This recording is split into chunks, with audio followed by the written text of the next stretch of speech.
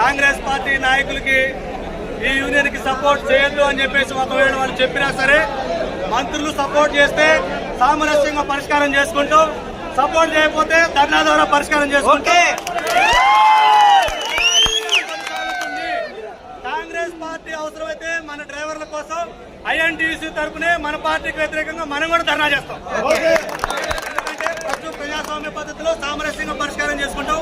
ఒకవేళ మీరు సహకరించవద్దు అని చెప్పేసి ఒకవేళ ఎవరైనా మంత్రులు చెప్పినా, ఎందుకంటే డ్రైవర్లు కొట్టగొట్టాలనే ఆలోచన వాళ్ళకి బాగుంటుంది. అవును, ఒకళ్ళ వ్యక్తులకు మీద కోపంతో ఒకవేళ వాళ్ళ మంత్రులకి మీరు వాళ్ళకి సపోర్ట్ చేయదు వీళ్ళకి సపోర్ట్ చేయని చెప్పినా సరే చేస్తే సామరస్యంగా పరిష్కారం చేసుకుంటాం. లేదంటే ధర్నా రూపాయలు సరే మనం సామరస్యంగా సమస్యలు కూడా పరిష్కారం చేసుకుంటాం కాబట్టి ఎవరు కూడా అవసరం లేదు. మీకు ఎల్లవేళగా ఆటో యూనియన్ అండగా ఉంటుంది.